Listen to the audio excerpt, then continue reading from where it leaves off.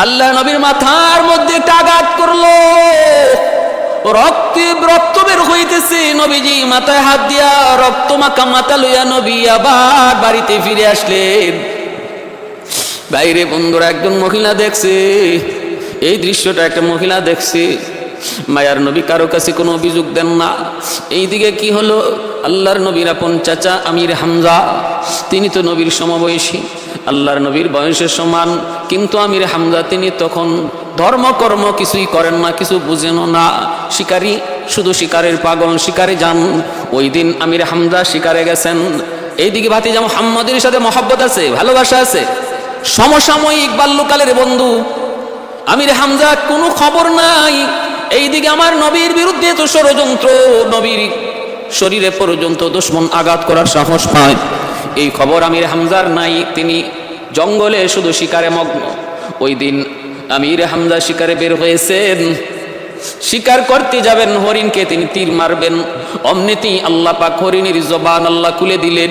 হরিণীটা ডাক দিয়ে কই, এরে আমির হামজা, একটা মাত্র তীর, একটা মাত্র তীর তোমার কাছে আছে, আর কোনো তীর নাই, সব তীর তুমি শেষ করে দিয়েছো, কিন্তু তুমি কোনো শিকার পাও নাই, আছে শুধু তোমার কাছে একটা তীর। এই তীরটা আমার জন্য নয়, এই তীর তুমি আবু জাহেলের জন্য রেখে দাও।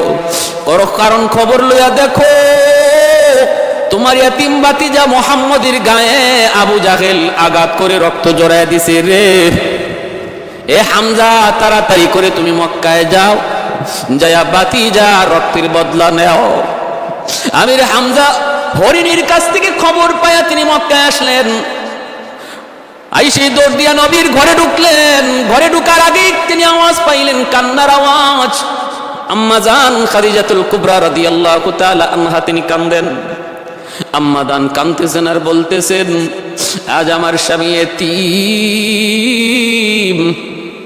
আমার স্বামীর কেউ নাই, বিদায় আজকে আবু জাহেল আমার স্বামীরে মারলো, আমার স্বামীর বুঝি কেউ নাই, আমার স্বামীর পক্ষে একটু সাহায্য করার মতো বুঝি মক্কায় কেউ নাই।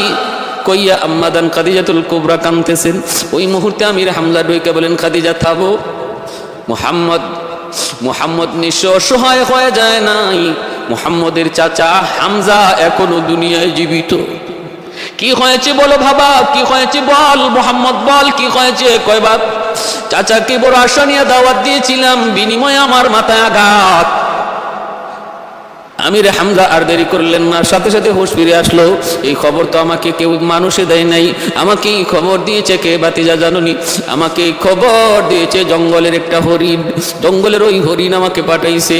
সাথে সাথে আমির হামজা তলোয়ার হাতে নিয়ে আবু জাহেলের সেই বন্ধু বান্ধব নিয়ে আড্ডা দিতেছে। ওই আড্ডাখানায় যাইয়েই আমির হামজা হাজির। ডাক দিয়ে উঠলেন, এরে আবু জাহেল শোন, এসে গেছি আমি হামজা, মনে করেছো আমার ভাতিজা এতিম, বুঝি তার কেউ নাই। আরে মুহাম্মদের চাচা হামজা এখনো মরে যায় নাই, আমার ভাতিজার অপরাধ কি? তোর কোনো ডাকাতি করেছি, তোর কোনো ক্ষতি করেছে? কয় না, কোনো ক্ষতি করে নাই, কোনো মানুষের ক্ষতি আমার ভাতিজা করে নাই। তাহলে অপরাধ কি? তুই আমার ভাতিজার গায়ে কেন মারলি? এই কথা বলা মাত্রই, বইলেই দেরি নাই, আমির হামজা তলোয়ারের বাট দিয়া আবু জাহেলের মাথায় মারলেন। সাথে সাথে মাথা থেকে রক্ত ফিনকি দিয়া বের হতে লাগলো। আবু জাহেল কয়, হামজা একটু থামো থামো। কে থামাতামি? আগে বসে দিয়েছেন ওর মাথায়, ফিনকি দিয়ে রক্ত বের হয়। সাঙ্গপাঙ্গগুলি তারা দাঁড়ায় হামজার গায়ে হাত তোলার জন্য। আবু জাহেল রক্তাক্ত অবস্থায় মাথায় হাত দিয়েও কয়, থাম, তোরা কেউ হামজার গায়ে হাত উঠাইবি না, কারণ তোরা কেউ না চিনলেও আমি হামজারে খুব ভালো করে চিনি। বিপদ আর বাড়াইও না, আগুন যদ্দুর আছে অদ্দুরই রাখো, আর বাড়াইও না, চেতাইও না। ভাইয়েরা বন্ধুরা, এরপরে আমির হামজা বলেন, তাহলে আরেকটা কথা শুন, আমার ভাতিজা ইসলাম ধর্মের দাওয়াত দেওয়ার কারণে, ইসলাম ধর্মের দাওয়াত দেয়, এটাই যদি তার অপরাধ হয়, তাহলে আজকে ভরা মজলিসে তোরা শুনে নে রে, আমি মুহাম্মদের চাচা হামজা কথা দিলাম, এখন থেকে আমি আমার ভাতিজার ধর্ম ইসলাম ধর্ম গ্রহণ করে নিলাম। সুবহানাল্লাহ। कौनैन मुख्तार खुदा तुमको बनाया, कौनैन मुख्तार खुदा तुमको बनाया, उम्मत का निगाहबान खुदा तुमको बनाया, उम्मत का निगाहबान खुदा तुमको बनाया मौला मेरा आशिक मौला मेरा महबूब मेरा। ভাইরা বন্ধুরা জন্য ভালো করে একটু মনোযোগ দিয়ে কথাটা শুনুন, খেয়াল করে শুনুন। আমির হামজা তিনি কালেমা পড়ে মুসলমান হয়েছেন। আল্লাহর নবী রহমতের নবী, এই খবর পেয়ে নবীজির বুকের সাহস বেড়ে গেল। নবী বলতেছেন, চাচা যান, আমার মাথার আঘাতের কথা ভুলে গেছি, আমার মনে কোনো কষ্ট নাই, আমার চাচাকে আমি আমার সাথে পেয়ে গেছি। দুই বালক মার কাছ থেকে বিদায় নিয়ে মসজিদে নববীর সামনে হাজির হয়ে গেল। আল্লাহর নবী ঘোষণা দিলেন, কারা কারা যুদ্ধে যেতে চাও লাইনে দাঁড়াও, একজন একজন করে আমি পরীক্ষা করব, একজন একজন করে যাচাই বাছাই করে আমি অনুমতি দেব। সাহাবীরা লাইনে দাঁড়িয়ে গেলেন। আল্লাহর নবী একজন একজন করে তিনি যাচাই বাছাই করবেন। জিহাদে যাবার লাইন মসজিদে নববীর সামনে দাঁড়ালো। ওই লাইনে ছোট্ট দুই বালক মুআজ আর মুআওয়াজ, দুই ভাই, তারাও লাইনে দাঁড়ায় গেল। পাও কি দিয়া রাখলো? বড়দের লাইনে দুই বালক নিজেদেরকে একটু বড় বুঝানোর জন্য পায়ে উকি দিয়া রাখলো। আল্লাহর নবী একজন একজন করে যাচাই বাছাই করে করে যখন দুই বালকের সামনে এসে হাজির, নবী জিজ্ঞেস করতেছেন, বাবা এটা তোমরা করলা কি? এখানে কেন দাঁড়াইছো?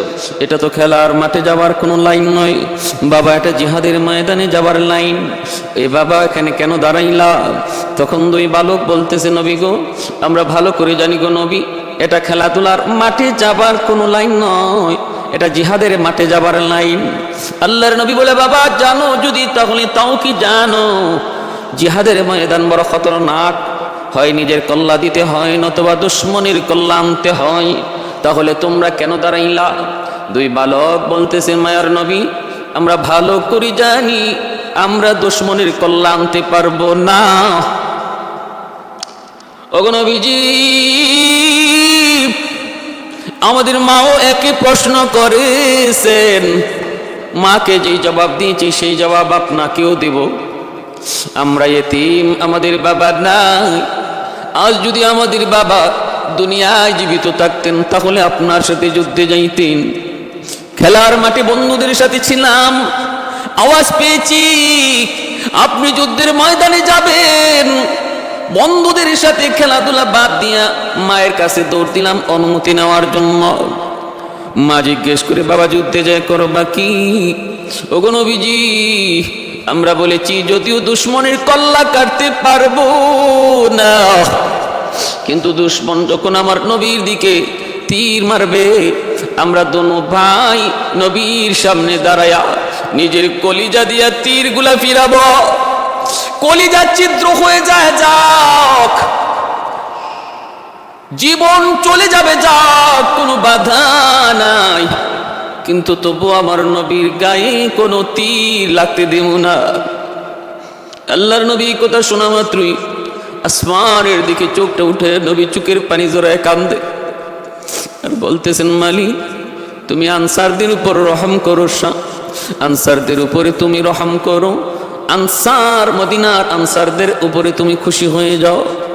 ছোট্ট দুইটা বালক নবীর প্রতি কি পরিমাণ দরদ, কি পরিমাণ ভালোবাসা। কারণ আনসাররা বলেছিল, নবী গো মদিনায় ঢোকা পর্যন্ত দায়িত্ব আপনার। হিজরত করে আমার নবী যখন মদিনায় আসলেন, মদিনার আনসার সাহাবীরা বলেছিলেন, নবী গো, ওগো নবীজি, মক্কার এই জালেমদের কাছে আপনার থাকার প্রয়োজন নাই, আপনি মদিনায় চলে আসুন, আমরা আপনার জিম্মাদার। তবে নবী গো, হিজরত করার পথে মদিনায় আসা পর্যন্ত জিম্মাদার আপনি আপনার আল্লাহ পাক রব্বুল আলামিনের হাতে। মদিনায় ঢোকা মাত্রই আমরা আপনার জিম্মাদার, আমরা জীবিত থাকতে আপনার কোনো ক্ষতি দিব না, প্রয়োজনে আগে আমাদের জীবন যাবে, তারপরে আপনার দিকে হাত উঠবে। আল্লাহর নবী রহমতের নবী মায়ার নবী সাহাবায়ে কেরামদেরকে বলেন, সাহাবীরা এবার তোমরা বলো তো দেখি, দেখছো দুইটা বালকের কি পরিমাণ জজবা, কি পরিমাণ তাদের জজবা, নবীর প্রতি দ্বীনের প্রতি কি পরিমাণ ভালোবাসা, কি পরিমাণ মহব্বত। নবী এবার ডাক দিয়ে বলেন, বাড়িতে কে আছে? বাবা কয়, মা, একমাত্র মা। আল্লাহর নবী বলেন, মায়ের খেদমত করো, বড় হলে পরে আমি নবী তোমাদের যুদ্ধে নেব।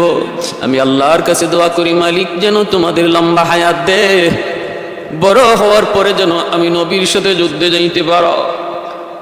দুনো ভাই হাউমাউ করে কান্না শুরু করে দিয়েছে। না গো নবী না, আমাদেরকে ফেরত দিয়েন না।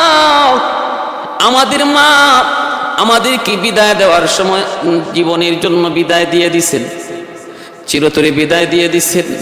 আর মা আল্লাহর কাছে হাত রেখেছে, মালিক হাসরের মাঠে তোমার সামনে দুইজন শহীদের মা হইয়া পরিচয় দিতে চায়। দিনের নবী, মায়ার নবী, নবীর যুগের একজন মহিলার প্রতি কি পরিমাণ নবী এবং ইসলামের ধর্মের দরদ আল্লাহর নবী তা দেখলেন, শুনলেন। আল্লাহর কাছে আবারও আনসার মহিলাদের জন্য আল্লাহর কাছে দোয়া করলেন। এইবার নবী বলতেছেন, বাবা দুজন যদি চলে যাও তাহলে মা একা হয়ে যাবে, চলবে মা কাকে নিয়ে? বড়জনকে নবী বলতেছেন, তুমি যুদ্ধে যাবা, ঠিক আছে, তোমাকে অনুমতি দিলাম। কিন্তু ছোটজনকে নবী বলতেছেন, বাবা তুমি বাড়িতে চলে যাও, যায় মায়ের খেদমত করো, বড় হলে পরে আমি নবী যুদ্ধে নেব। আর মনে রেখো, মায়ের খেদমত, মায়ের সেবা আল্লাহর রাস্তায় জিহাদের চেয়ে কম সওয়াব নয়। এটাও বহুত বড় জিহাদ, এতেও আল্লাহ বহুত খুশি হয়। যাও মার সেবা করো, বড় হলে পরে আমি নবী তোমাকে যুদ্ধে নেব। এই কথা বলা মাত্রই ছোট ভাই হাউমাউ করে কাঁদতে লাগলো আর বলতেছে, নবী গো আমাকে আপনি একা ফেরত দিয়েন না গো নবী। আমাকে যদি আপনি একা ফেরত দেন তাহলে আমার আম্মা বলবে, আমার বড় সন্তানকে আল্লাহ কবুল করেছে, তোরে কবুল করে নাই।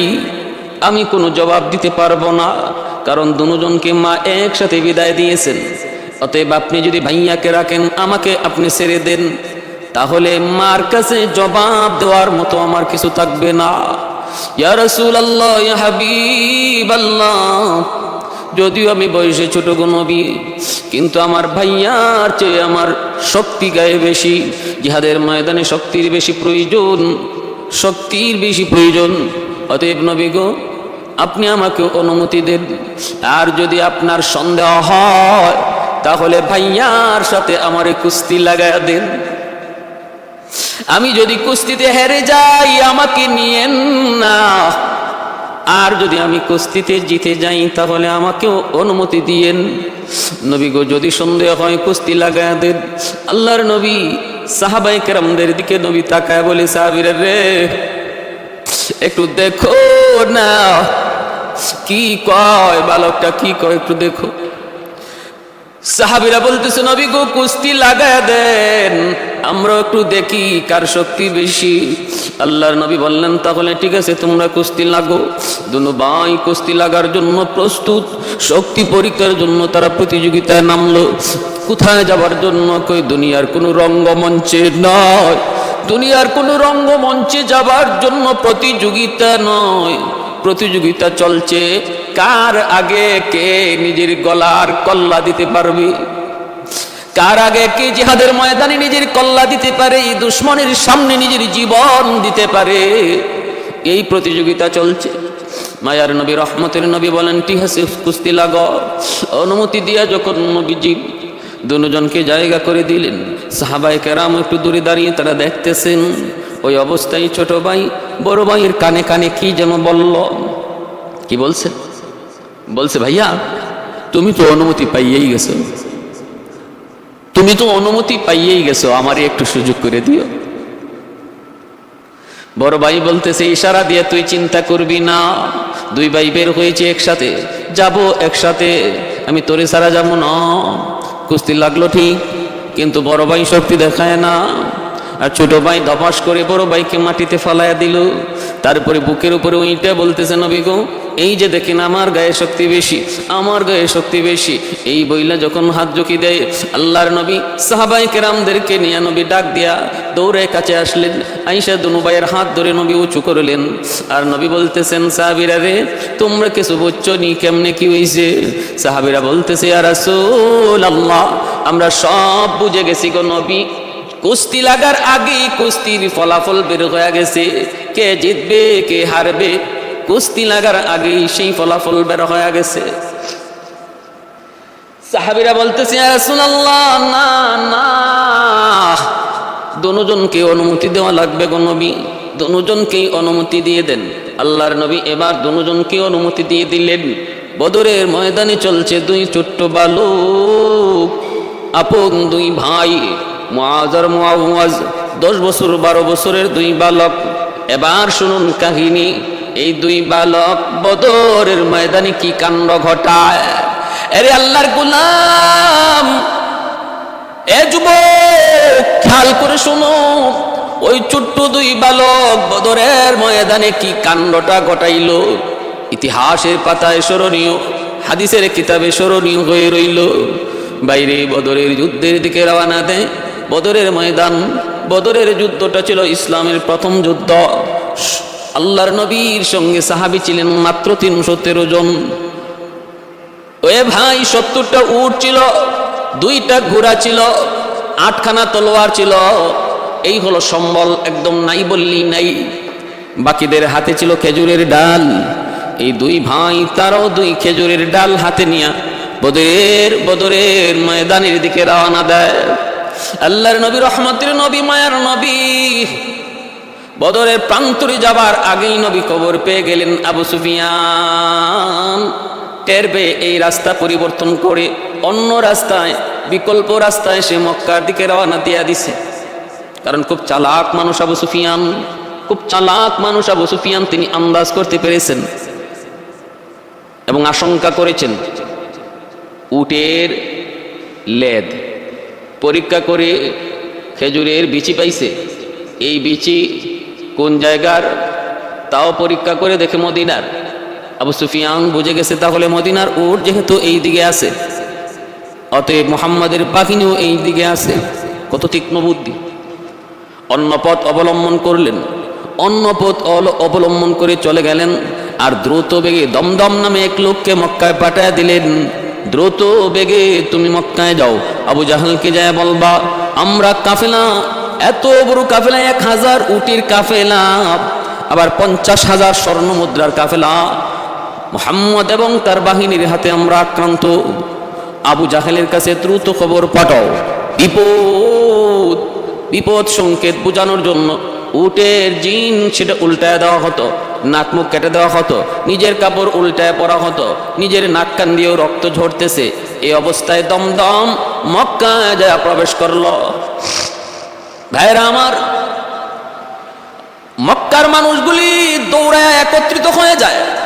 বিপদ বিপদ, এমন কোন চিত্র দেখলেই তারা বুঝতো চরম আকারের বিপদ সংকেত। আবু জাহেল দৌড়ে হাজির হয়ে বলতেছে কি ঘটনা, তাড়াতাড়ি বল। কয় আমাদের কাফেলা আক্রান্ত, তাড়াতাড়ি সাহায্যের জন্য বাহিনী পাঠাও। আবু জাহেল মুহূর্তের ভিতরে সে ডাক দিয়া সৈন্য সামন্ত একত্রিত করলো।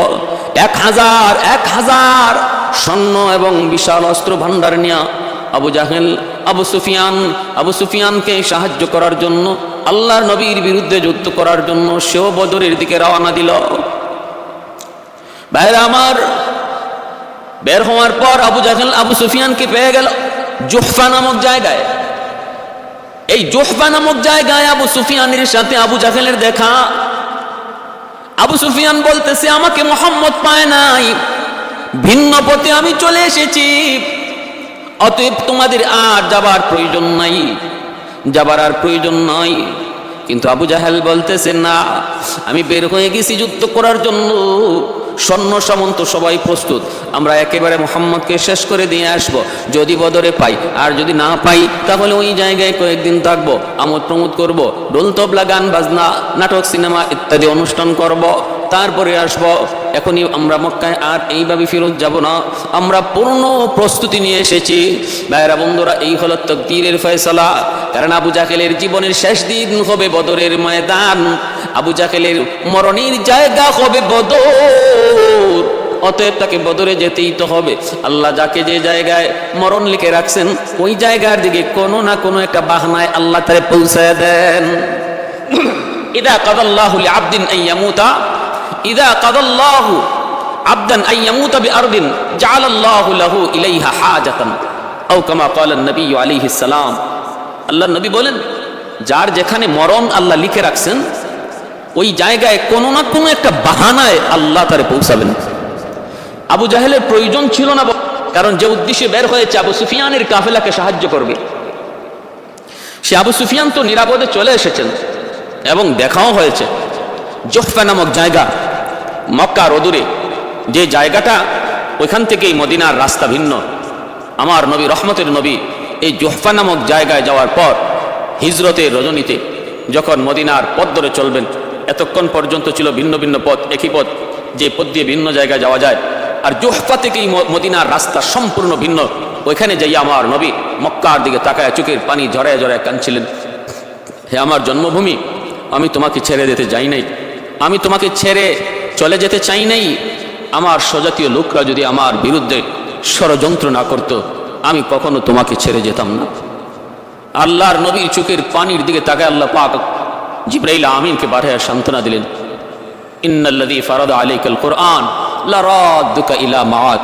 বন্ধু, আর কেঁদো না, যে জন্মভূমির মায়ায় তুমি কাঁদো, আমি আল্লাহ ওই কোরআনের কসম খেয়ে বলতেছি, খুব অচিরেই তোমার জন্মভূমিতে আবার তোমাকে আমি সসম্মানে ফিরিয়ে দেব। সুবহানাল্লাহ। আবু সুফিয়ান নিষেধ করার পরেও আবু জাহেল বদরে যাবেই, গেল। আল্লাহর নবী বদরের ময়দানে পৌঁছার আগে আগে আবু জাহেলের দল ওইখানে যাইয়া উঁচা জায়গাটা, যুদ্ধের অনুকূল, যুদ্ধের পক্ষে যে জায়গাটা, ওই জায়গাটা বাছাই করে তারা দখল করে নিল। আর এদিকে আল্লাহর নবী খবর পেয়েছেন যে আবু সুফিয়ান চলে গেছে, কিন্তু আবু জাহেলের বাহিনী আসতেছে, আবু জাহেলের বাহিনীর সাথে যুদ্ধ করতে হবে। আল্লাহ পাক বলেছিলেন, বন্ধু, আমি আল্লাহ ওয়াদা দিলাম দুই কাফেলার যে কোনো এক কাফেলার বিজয় তোমাকে দেব। এখন দুই কাফেলার কোন কাফেলা? সাহাবাই কেরামের মনের তামান্না ছিল ব্যবসায়িক কাফেলাটা যদি আমরা পেয়ে যাই তাহলে লাভবানও হব আর বিপদের আশঙ্কাও কম, কারণ তারা তো আর যুদ্ধের প্রস্তুতি নিয়ে আসে নাই। কিন্তু আবু জাহেলের বাহিনী তো ছিল যুদ্ধের পরিপূর্ণ প্রস্তুতিমূলক একটা কাফেলা। কিন্তু আল্লাহ পাকের ফয়সালা, আল্লাহ পাকের ফয়সালা, এই কঠিন কাফেলার মোকাবেলায় সাহাবাই কেরাম হয়ে গেলেন। আল্লাহ নবীর সাথে সাথে পরামর্শ নিতে চাইলেন যে এখন আমরা কি করব? আমরা তো যুদ্ধের জন্য বের হই নাই, প্রস্তুতিও নাই, কিন্তু যুদ্ধ আমাদের সামনে বেঁধে গেছে। এখন কি করব? আমরা যুদ্ধ করব নাকি মদিনায় চলে যাব? এই যখন নবীজি পরামর্শ নিতে চাইলেন, তখন আনসার মুহাজির সাহাবায়ে কেরামের মধ্যে আবু বকর সিদ্দিক, হযরত ওমর, উসমান, তারা বলতেছেন, ইয়া রাসূলুল্লাহ, ওগো নবী, আমরা মদিনায় ফিরত যাব না, আমরা যুদ্ধ করব, আমরা যুদ্ধ করব। কিন্তু 313 জনের মধ্যে মুহাজির সাহাবী ছিলেন কম, মাত্র 75 জন।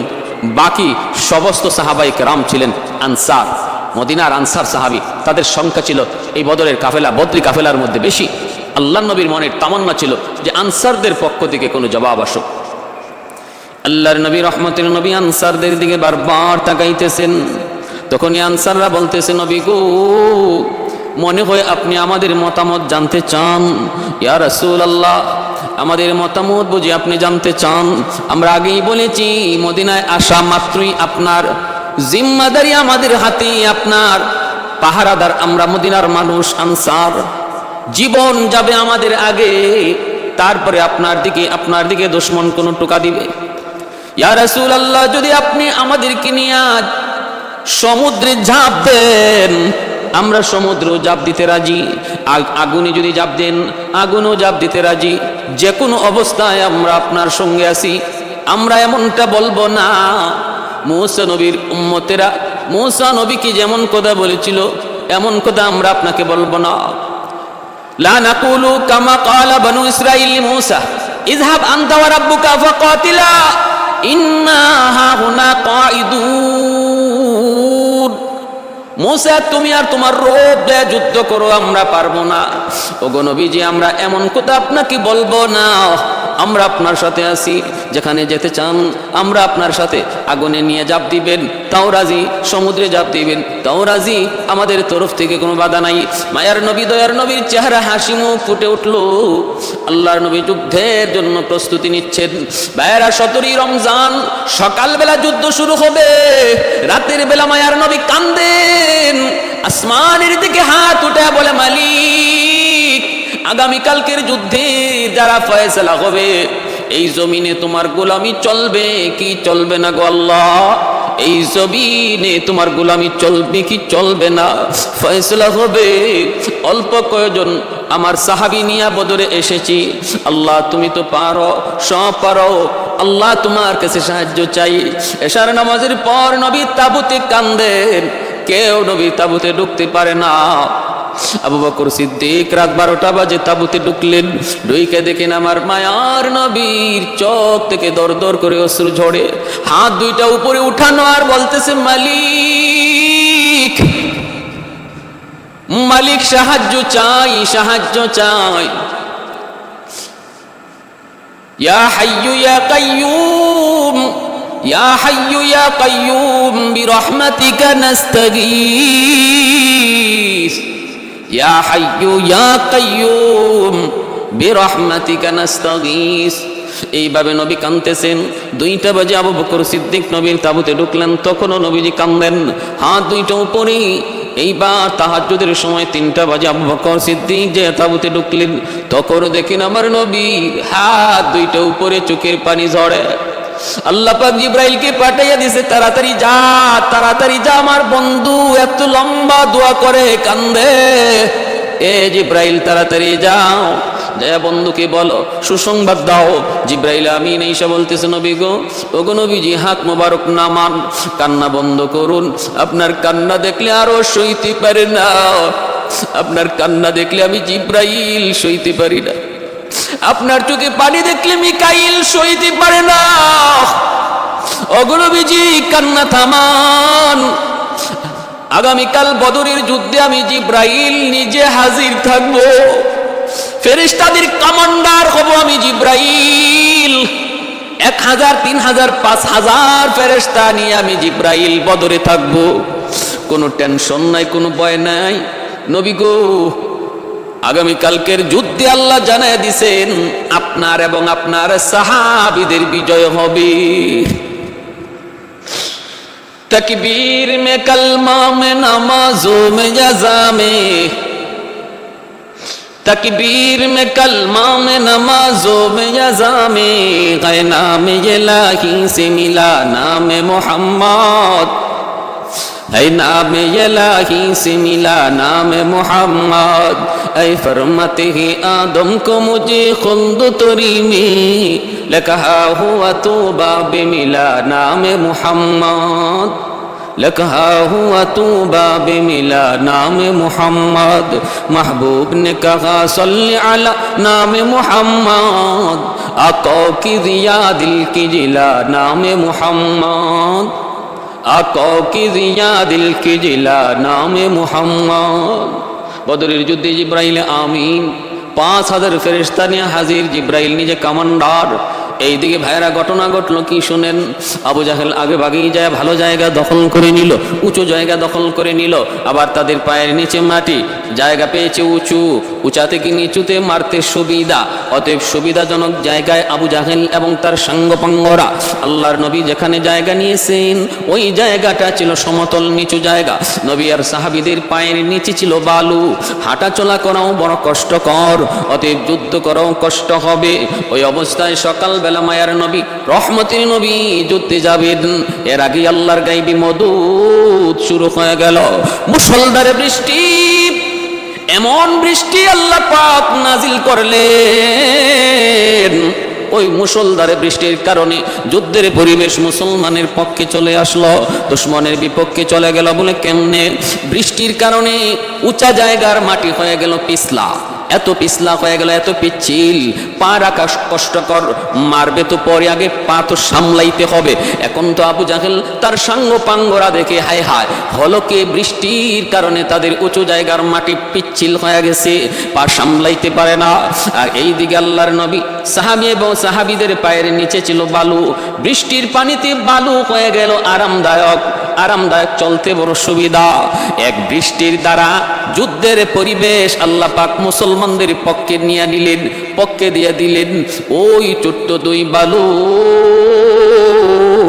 বদরের ময়দানে যাওয়ার আগেই তারা একজন আরেকজন রে কই, ভাইয়া আমরা তো ছোট্ট, বড় কোনো কাম করতে পারবো না, আমরা ছোট্ট মানুষ, এত বড় টার্গেট লইয়াও কোনো লাভ নাই, একটা টার্গেট লও, একটা টার্গেট লও, একজনকে টার্গেট লও, একজনকে টার্গেট বানাও।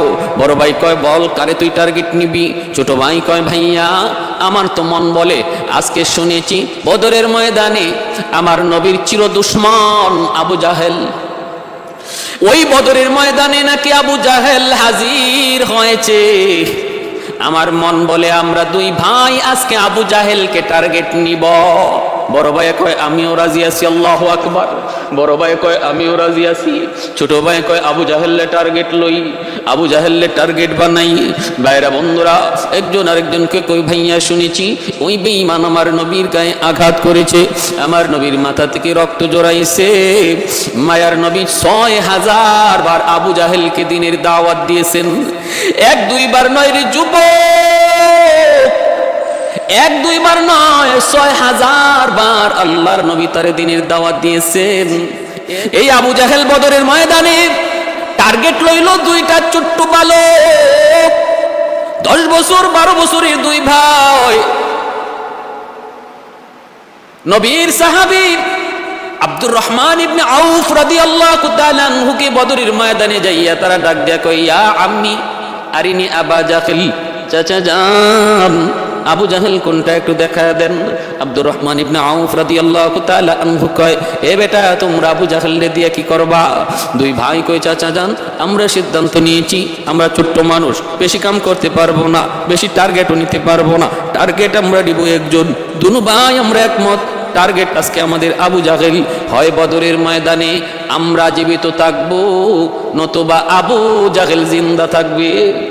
ওই যে দেখো ঘোড়ার পিঠে সওয়ার, বড় বড় বড় বড় ধমকি দিচ্ছে, আওয়াজ দিচ্ছে, শাউট করছে, ওর নামই হলো আবু জাহেল। ফাঁকে ফাঁকে ফাঁকে ফাঁকে ফাঁকে ফাঁকে দুনো ভাই কোন রকম আবু জাহেলের গোড়ার কাছে যায় হাজির। এক ভাইয়ের হাতে, দুনো ভাইয়ের হাতে খেজুরের ডাল, এক ভাই খেজুরের ডাল দিয়া আবু জাহেলের ঘোড়ার পায়ে মারলেন, সাথে সাথে আল্লাহ পাক খেজুরের ডালটাকে তলোয়ার বানায় দিলেন, পা কেটে গেল, আবু জাহেল দপার দিয়া মাটিতে পড়ে গেল। আরেক ভাইয়ের হাতে ছিল আরেকটা খেজুরের ডাল, উনিও আর দেরি নাই আল্লাহু আকবার বইলা আবু জাহেলের বুকে বসায় দিলেন, ওই ডালটার তলোয়ার বানায় দিছেন আল্লাহ। মুহূর্তের ভিতরে আবু জাহেল খতম। এইদিকে ভাইয়েরা বন্ধুরা, নবীর সাহাবী হযরত আব্দুল্লাহ ইবনে মাসউদ রাদিয়াল্লাহু তাআলা আনহু তিনি দেখতেছেন, হায় হায় হায় কি ব্যাপার, ছোট্ট দুই বালক আবু জাহেলের মতো অহংকারীর মাটিতে শোয়া দিছে। দৌড়ায় তিনি কাছে আসলেন, আবু জাহেলের বুকের উপরে পয়সা বলতেছেন, একটু বল তো দেখি কে তোকে খতম করেছে, কে খতম করেছে জানোসনি? বহু অহংকারী দেখাইছি না দুনিয়ায়, অহংকার অহংকার, আল কিবরিয়া উরিদাই, অহংকার শুধু আমার আল্লাহর পোশাক, আল্লাহর পোশাক, এই পোশাক নিয়ে কেউ টানাটানি করবা না। আল্লাহ পাক রব্বুল আলামিনের পক্ষে অহংকার করা শুধু সাজে, মানুষের পক্ষে অহংকার করা সাজে না। নবীর সাহাবী বলতেছে, দেখ অহংকারীর পতন আল্লাহ কিভাবে ঘটায়। আমার মতো কোনো বীর বাহাদুর তোরে খতম করে নাই রে, তোরে খতম করেছে ওই ছোট্ট দুইটা বালক, ওই যে দেখ দাঁড়ায় আছে ছোট্ট দুইটা বালক। ভাইরা বন্ধুরা, এবার আবু জাহেল কয়, তুই আমাকে এখন কি করবি? আব্দুল্লাহ ইবনে মাসউদ বলেন, আমি তোর কল্লা কাটবো, কল্লা কেটেই কল্লা নবীর দরবারে নিয়ে যাব। আবু জাহেল মাটি থেকে পইরা জান যায়, ওই অবস্থায় কয়, আমার কল্লাটা যখন কাটবি গুড়িতে লাগায়া কাটবি, একদম চামড়াতে লাগায়া, দেহের সাথে লাগায়া কাটবি, যেন আমার কল্লা দেখতে বড় দেখা যায়, মাথাটা দেখতে যেন বড় দেখা যায়, যে ওই দেখে আমার মাথা দেখে যেন চিনে ফেলে এটা নেতার মাথা, একটু বড় করে কাটবি। নাউযুবিল্লাহি মিন যালিক। মৌতের সময়ও অহংকার যায় না, মৌতের সময়ও অহংকার যায় না। আব্দুল্লাহ ইবনে মাসউদ গুড়িতে লাগায়া কল্লাটা কাটলেন, যেভাবে চাইছিল এইভাবেই কল্লাটা কাটলেন। এরপরে কানের এই পাশ দিয়ে তিনি তলোয়ার ঢুকাইলেন, ওই পাশ দিয়ে তলোয়ার বের করলেন, তলোয়ারের আগায়, তলোয়ারের মাথার মধ্যে আবু জাহেলের কল্লা লইয়া আল্লাহর নবীর দরবারে আইসা বলতেছেন, নবী গো নেন গো নবী, আবু জাহেলের মাথা নেন। আল্লাহর নবী দেখে বলতেছেন, হাদা রাসু আদুই ওয়া আদুইল্লাহ। এটা মানুষের কোনো মাথা নয়, এটা আল্লাহ এবং তার রাসূলের দুশমনের মাথা। ওই অবস্থায় হযরত জিবরাইল আমিন নবীর সামনে দাঁড়ায় দাঁড়ায় তিনি হাসতেছেন। আবু জাহেলের কল্লার দিকে তাকায়া তাকায়া জিবরাইল আমিন বসে বসে হাসতেছেন। নবী তখন জিজ্ঞেস করেন, ভাই জিবরাইল হাসো কেন? জিবরাইল কয়, নবী গো হাসতেছে এই জন্য, যেই বালক যেই সাহাবী আব্দুল্লাহ ইবনে মাসউদ সে কম মাথাটা আপনার দরবারে নিয়ে এসেছে তুনুটা কান ছিদ্র কইরা। এই আব্দুল্লাহ ইবনে মাসউদ যখন ছোট্ট ছিল, বালক ছিল, কাবা ঘরের সামনে কোরআন তেলাওয়াত করার অপরাধে আবু জাহেল তার একটা চর মারছিল, থাপ্পড়। এক থাপ্পড়ে তার একটা কান বধির হয়ে গেছিল। আজও পর্যন্ত আপনার সাহাবী আব্দুল্লাহ ইবনে মাসউদ এক কানে কম শুনে। আবু জাহেলের থাপ্পড়ের কারণে অপরাধ ছিল আল্লাহর কালাম তিলাওয়াত। ওই দিন আপনিও কানছেন, আমি জিবরাইলও কানছি, কিন্তু আসমানের মালিক ওই দিন হাসতেছিলেন। আমি তখন বলেছিলাম, মালিক তুমি হাসো, তোমার কোরআন তেলাওয়াত করার অপরাধে আব্দুল্লাহ মাইর খায়, আমরা কান্দি, আব্দুল্লাহ কান্দে, আর তুমি বুঝি হাসো। আল্লাহ তখন বলতেছিলেন, রে জিবরাইল তোমরা তো এখন দেখো, সামন দেখো না, বর্তমান তোমাদের সামনে ভবিষ্যৎ নাই। দেখি বদর দেখি, আমি আল্লাহ বর্তমানও দেখি, ভবিষ্যৎও দেখি। যেই বালকটারে আজকে আবু জাহেল থাপ্পড় দিয়া তার কান নষ্ট করে দিয়েছে, আমি আল্লাহ দেখতেছি বদরের ময়দানে এই আব্দুল্লাহ আবু জাহেলের দুটা কান নষ্ট করবে, তলোয়ার ঢুকাইয়া এক কানের বদলা নিবে দুই কান। এজন্য আমি আল্লাহ হাসতেছি। ওগো নবীজি, আজ আমি দেখলাম নিজের চোখে আবু জাহেলের দুটা কান নষ্ট করেছে আপনার সাহাবী আব্দুল্লাহ ইবনে মাসউদ, যার একটা কান নষ্ট করেছিল আবু জাহেল। আল্লাহু আকবার। হযরত আব্দুল্লাহ ইবনে মাসউদ রাদিয়াল্লাহু তাআলা আনহু তিনি বলতেছেন, ইয়া রাসূলুল্লাহ, ওগো নবীজি, এই যে নেন আপনার চাচারও আমি বন্দী করে নিয়ে আসলাম। নবীজির চাচা হযরত আব্বাস রাদিয়াল্লাহু তাআলা আনহু ইনিও বদরের ময়দানে নবীর হাতে বন্দী। বদরের যুদ্ধটা ছিল এমন এক যুদ্ধ, ভাই ভাইয়ের যুদ্ধ, বাপ বেটায় যুদ্ধ, চাচা ভাতিজায় যুদ্ধ। আবু আজিজ ইবনে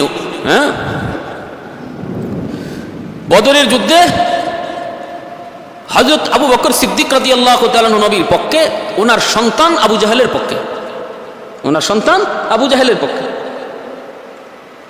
আবু আজিজ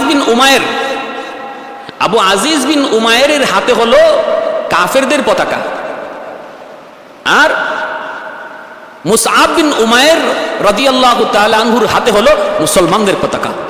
আর দুজন হলেন আপন ভাই, দুজন আপন ভাই। একজনের হাতে কাফেরদের পতাকা, আরেকজনের হাতে মুসলমানদের পতাকা।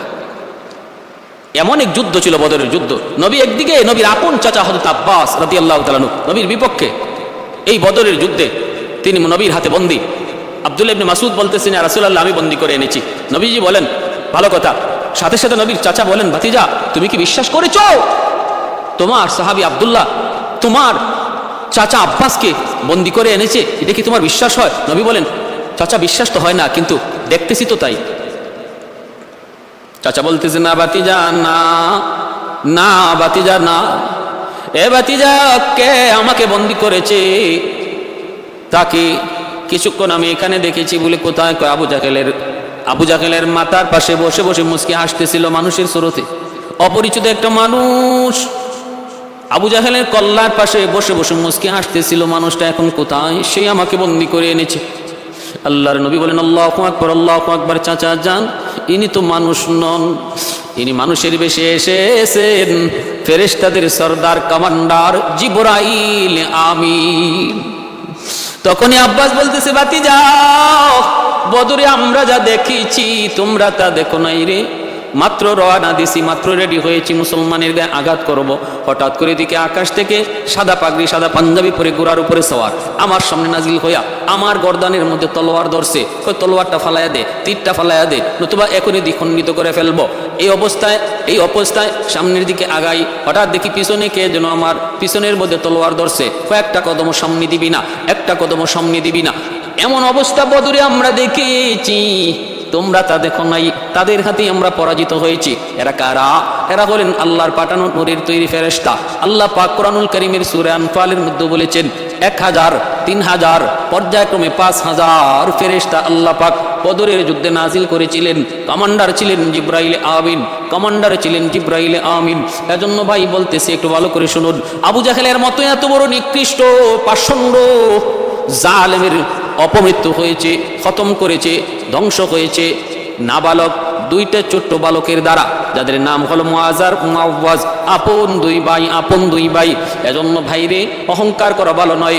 আল্লাহর মোকাবেলা কইরা কেউ কোনোদিন পারে নাই, পারবেও না, কোনোদিন পারে নাই, পারবেও না। আল্লাহর মোকাবেলা করার অর্থ হলো নিজের মাথা দিয়া দেয়াল ভাঙ্গা।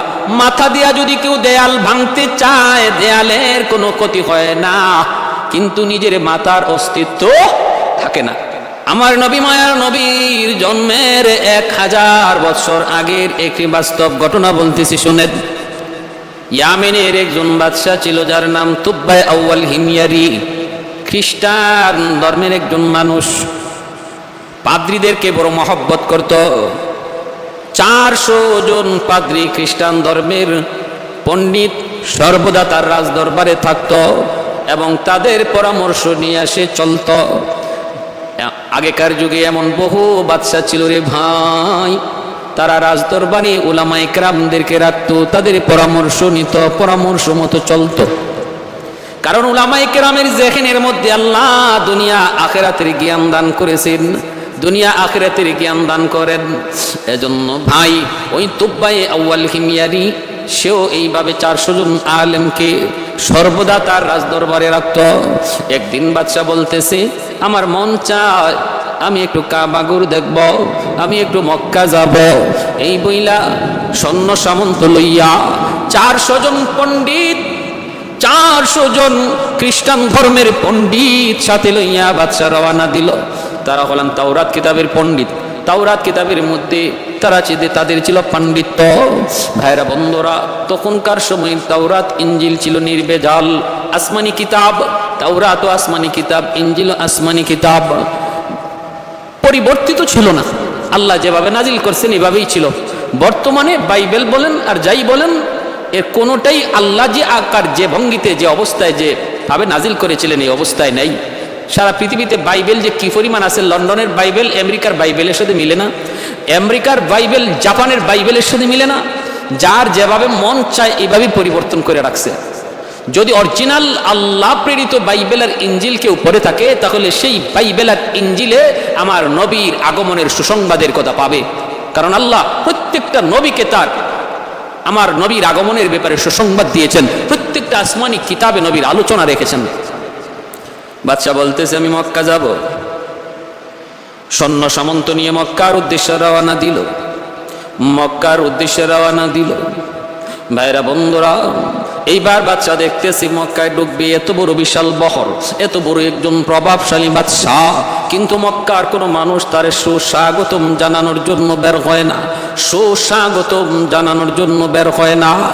বাদশা এবার আলেমদেরকে জিজ্ঞেস করলো, ও তাওরাত কিতাবের পণ্ডিত, উলামায়ে কেরাম, একটু বলুন, এত বড় সম্মানী আমি একজন মানুষ, মক্কার মানুষদেরকে জানাই আসলাম, কিন্তু একজন মানুষও আমার সম্মানে বের হলো না, মক্কা থেকে বের হলো না। ঘটনা কি? এতটা আমার সাথে তারা এমন আচরণ কেন করলো? এটা আমার সঙ্গে বেইজ্জতি, এটা আমার প্র্যাকটিসের মধ্যে আঘাত করেছে, এটা আমার সম্মানে, আত্মসম্মানে আঘাত করেছে। কেন তারা এমন করলো? তখন উলামায়ে কেরাম বলতেছে, বাদশা জাপনা, মক্কার মানুষের কাছে একটা ঘর আছে, যেই ঘরের নাম হলো খানায় কাবা। ওই ঘরের মালিক হলেন আমার আল্লাহ। এই ঘরের চেয়ে দামি আর কিছু তাদের কাছে নাই। পৃথিবীতে আল্লাহর ঘরের চেয়ে দামি আর কিছু নাই। অতএব যে সবচেয়ে দামি জিনিস তাদের কাছে আছে এই ঘর, এই বাইতুল্লাহকে রেখে তারা কারো সম্মানে মক্কা থেকে বের হয় না। আল্লাহর ঘরের সামনে আর কাউকে বেশি সম্মান দেয় না। এজন্যই তারা আপনার সম্মানে বের হয় নাই। মূলত ওরা ভালো মানুষ, ওরা খারাপ মানুষ নয়। এইভাবে যখন বলতেছে, বাদশার কোনোভাবেই বুঝ হয় না। বাদশার রক্ত মাথায় উঠে গেছে। তুব্বাই আউয়াল হিময়ারি রক্ত মাথায় উঠে গেল।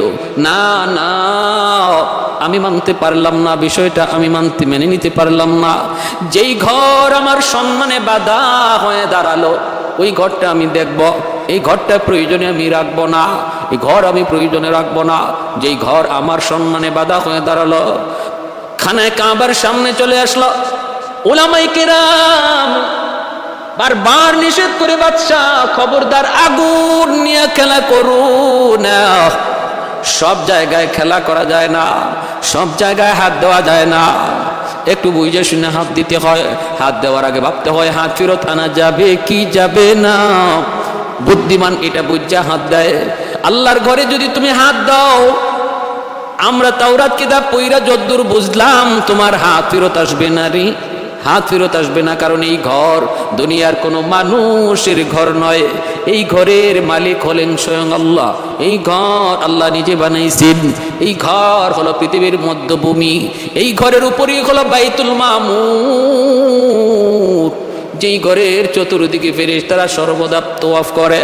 আর জমিনে আল্লাহর ঘর, এই খানা কাবার চতুর্দিকে মানুষ তাওয়াফ করে। এই ঘর, এটা আগুন নিয়ে খেলা করো না বাদশা, সব নিয়ে তামসা করা যায়, কিন্তু আল্লাহর ঘর নিয়ে কোনো তামসা করা যায় না।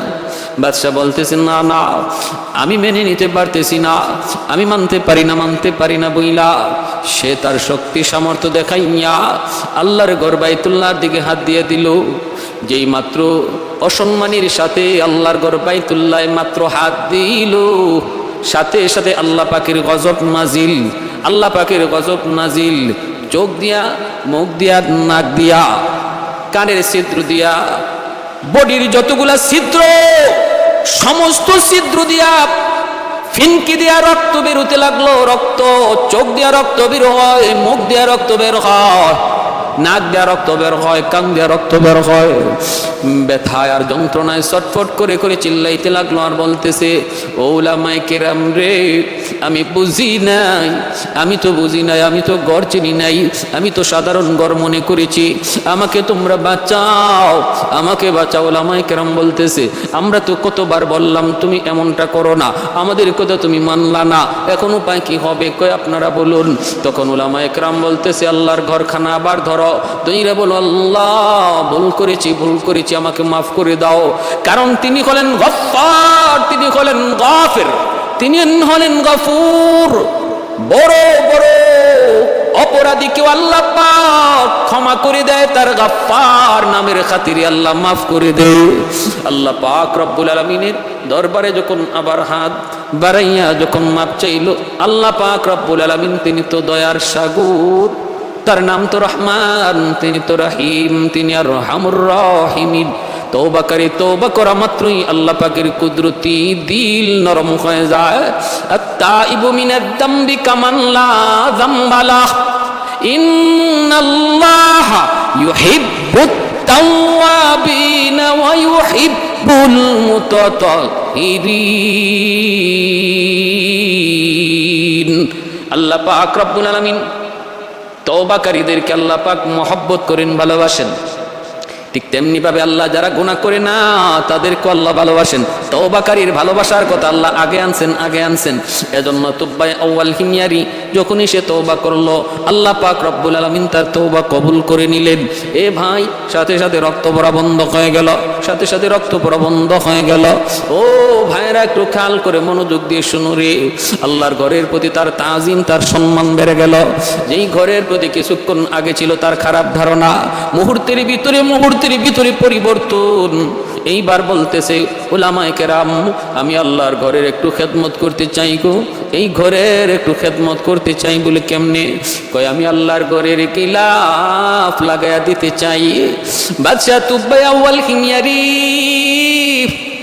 আমার নবীর জন্মের 1000 বছর আগে আল্লাহর ঘরখানায় কাবার গিলাফ সর্বপ্রথম লাগালো। এর আগে আল্লাহর ঘরে গিলাফ ছিল না। ওই তুব্বাই আউয়াল হিময়ারি নবীর জন্মের 1000 বছর আগে সে আল্লাহর ঘরখানায় কাবার গিলাফ লাগায় দিল। ভাইরা বন্ধুরা, ওই গিলাফ আজও আছে। তখনও ছিল, কিয়ামত পর্যন্ত থাকবে, শুধু পরিবর্তন হয়, বদলানো হয়, কিন্তু সিস্টেম চালু আছে। ভাইয়েরা বন্ধুরা, কিছুদিন মক্কায় থাকলো, বিভিন্ন জায়গায় এসে ঘুরলো। আমার নবী, রহমতের নবী, মায়ার নবী, তিনি যেই জায়গায় জন্ম নেবেন, তাওরাত কিতাবে যেখানে উল্লেখ রয়েছে জন্মস্থানটা, তারা তাওরাতের আলেমরা বাদশাকে দেখালো। আল্লাহর নবীর বিভিন্ন স্মৃতি ভাইয়েরা বন্ধুরা মক্কার জমিনে ওই স্মৃতিগুলোও তারা দেখাইলো, একে একে স্মৃতিগুলা সব দেখা দিল।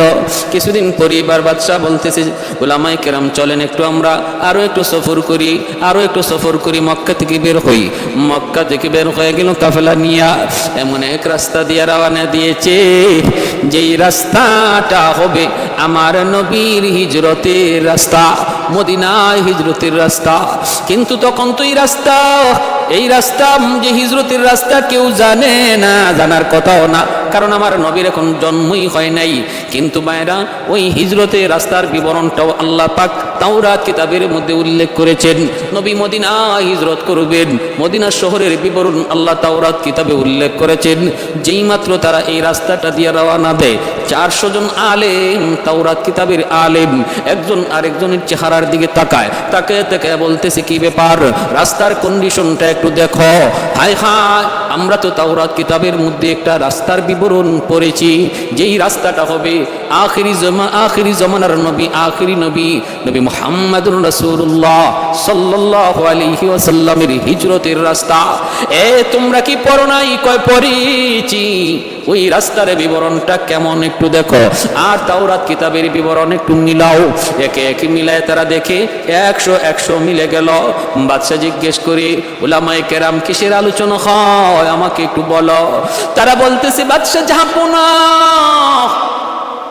আমরা তাওরাত কিতাবের মধ্যে একটা রাস্তার বিবরণ পেয়েছি, ওই বিবরণের সাথে এই রাস্তার 100 মিল।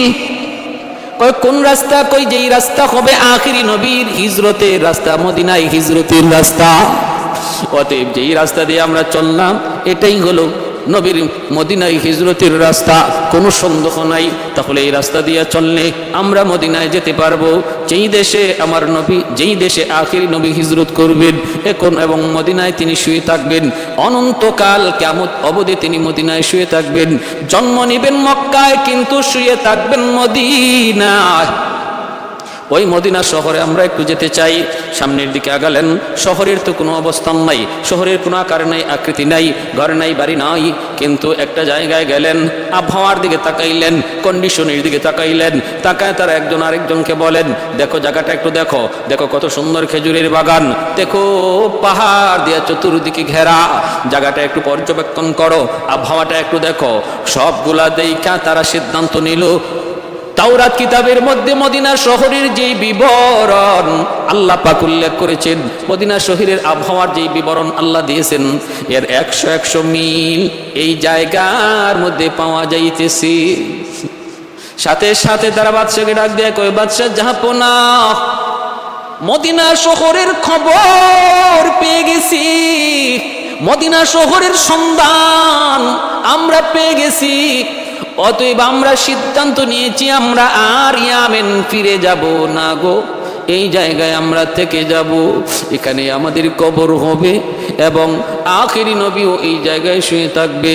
আমাদের কবর হবে মদিনায়, আর কবরের পাশ দিয়া রহমতের নবী তিনি পায়ে হেঁটে যাবে, এতে আমরা ধন্য হব, আমরা ইয়ামিন আর ফিরে যাব না। বাদশা বলতেছে, তাহলে আমি কি করব? কয় আপনি ফিরে যান।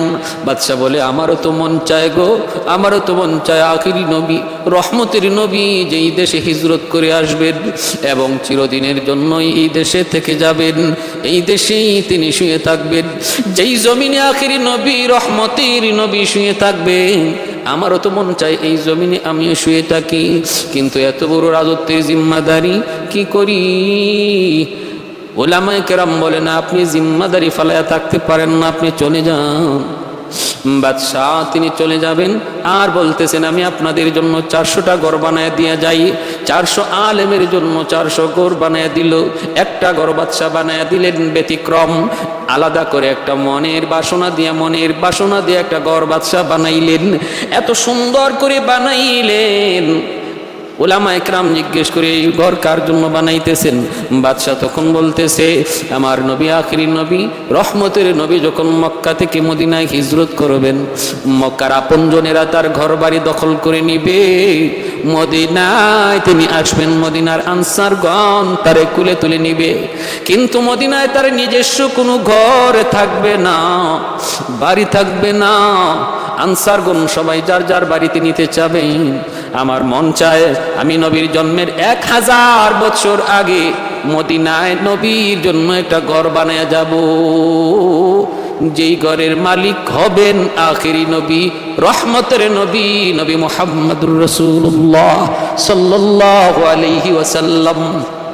তো খুলকত মে মিলি কিসকো ये आली नसवी है, खुलकत में मिली किसको ये आली नसवी है, तो फख्र रसूल हाशिमियो मुतलबी है, तो फख्र रसूल हाशिमियो मुतलबी है।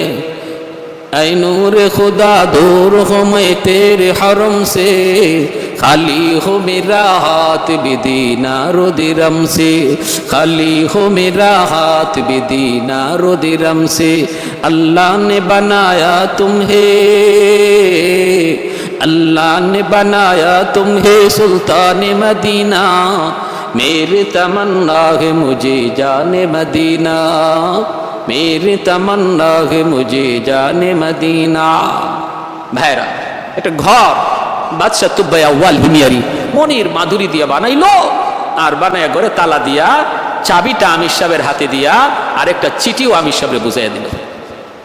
বলল, যেদিন আপনি চলে যাবেন আপনার ইন্তেকালের আগে আপনার সন্তানের হাতে চিঠি আর চাবি দিয়ে যাবেন, সে আবার তার সন্তানের হাতে দিয়ে যাবে।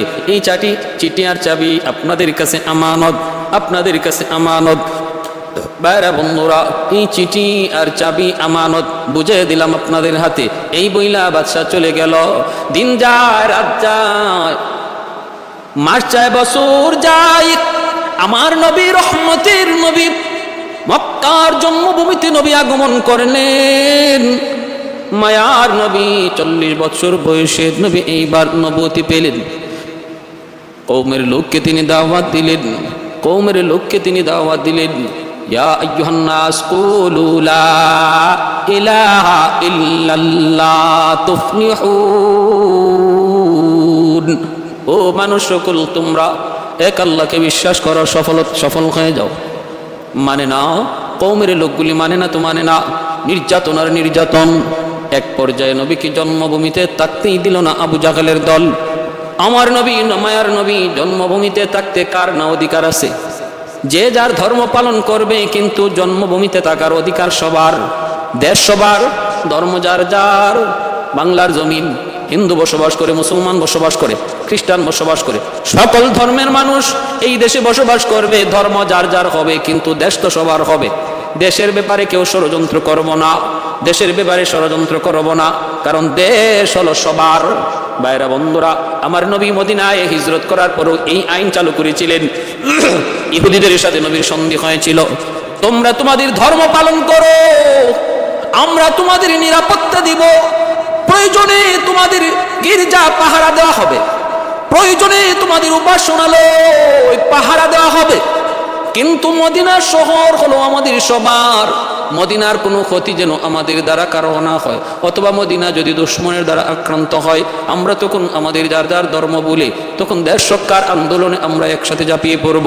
বাংলাদেশ পাকিস্তানি হায়নাদের কাছ থেকে, পাকিস্তানি হানাদার বাহিনীদের কাছ থেকে মুক্ত করার জন্য দেশের তরে জীবন দিয়েছে মুসলমান, হিন্দু সহ বিভিন্ন ধর্মের মানুষ। কারণ দেশ রক্ষার ক্ষেত্রে ধর্মের কোনো বিভেদ নাই, সবাই এক, ধর্মের কোনো এখানে পাঠ নাই, সবাই এক। ভাইরা বন্ধুরা, এটা ইসলামের আদর্শ, ইসলামের আদর্শ, মদিনার সনদের শিক্ষা, মদিনার সনদের শিক্ষা। আল্লাহর নবীকে মক্কায় থাকতে দেয় নাই শুধু নবী ধর্মের প্রচার করার কারণে। বলুন তো, এটা ন্যায় হলো না অন্যায়? আন্তর্জাতিক মানের অন্যায়, খালি অন্যায় না, আন্তর্জাতিক মানের অন্যায়। এটা কোনো দেশে, কোনো আইনে, কোনো জাতিতে এর বৈধতা নাই। আল্লাহর নবী রহমতের নবী নিরুপায় হয়ে নবী মদিনা হিজরত করলেন। ভাইরা বন্ধুরা, কুবা এলাকা, মদিনার মানুষগুলি নারী পুরুষ সবাই আল্লাহর নবীকে সুস্বাগতম জানানোর জন্য মদিনার বাইরে চলে আসলো আল্লাহর নবীকে সুস্বাগতম জানায় মদিনায় ঢুকাবে, কিন্তু একজন মানুষ তিনি আসেন না, তিনি শুধু ওই ঘরটা মুছামুছি করেন, পরিষ্কার করেন। তিনার নাম কি? তিনার নাম হলো আবু আইয়ুব আনসারী রাদিয়াল্লাহু তাআলা আনহু। তিনি কে? তিনি তো ওই সাহাবী যিনি হলেন ওই চিঠি আর চাবি বংশ পরম্পরায় আমানত আসতে আসতে আবু আইয়ুব আনসারীর হাতে আইসা বসল। 1000 বছর আগে রেখে যাওয়া চিঠি আর চাবি সর্বশেষ বসলো আবু আইয়ুব আনসারী রাদিয়াল্লাহু তাআলা আনহুর হাতে। তিনি ওই চিঠি আর চাবি হাতে রাখলেন আর ঘরটা শুধু মুছামুছি করেন। মানুষজন কইরে, আবু আইয়ুব তুমি কি মদিনার বাইরে যাবা না নবীকে সুস্বাগতম জানানোর জন্য? আবু আইয়ুব আনসারী বলতেছে, তোমরা যাও গো, আমার মন বলে নবী আমার খোঁজে আমার তালাশে এখান পর্যন্ত আসবেন, কারণ আমার হাতে নবীর একটা আমানত আছে। আমানত, এই আমানতের খবর অবশ্যই আমার আল্লাহ তার হাবিবকে জানাবে, আর আমানত নেওয়ার জন্য নবী আমার কাছে আইসা পৌঁছবে। এ ভাই, আল্লাহর নবী কার বাড়িতে উঠবেন? সাহাবীরা একজন একজন করে নবীকে ডাকতে থাকে। নবী বলেন, আমি কারো বাড়িতে যাব না। কোথায় থাকবো, কোথায় যাব আমি কিছুই জানি না, জানেন আমার আল্লাহ, আর জানে আমার উটনি। উটনির পিঠে নবী বসে গেলেন, উটনি নবীকে নিয়ে রওনা দিল। কেউ উটনিকে রাস্তা দেখায় না, কোন দিকে যাবে তাও বলে না। একটা হায়ওয়ান কার ইশারায়? কয় আল্লাহর ইশারায় চলতেছে। সামনের বাড়িওয়ালা মনের আশা নিয়ে বসা, হায় রে উটনিটা যদি আমার বাড়িতে একটু বসতো রে, আমার তো কপাল খুলে যাইতো। কিন্তু উটনি তার বাড়িটা পাস করলো, হতাশ হয়ে গেল। পরের বাড়িওয়ালা বড় আশা নিয়ে বুকবাদা আশা নিয়ে বসা, তার বাড়িটাও পার হয়ে গেল। মদিনার অলি গলি দিয়া উটনিটা এমনভাবে হাঁটতেছে মনে হয় যেন প্রতিটা রাস্তাঘাট উটনির ভালো করে আগ থেকে চিনা, এমনভাবে সে হাঁটতেছে অলি গলি। হাঁটতে হাঁটতে পিছনে সাহাবায়ে কেরামের বহর, পিছনে সাহাবায়ে কেরামের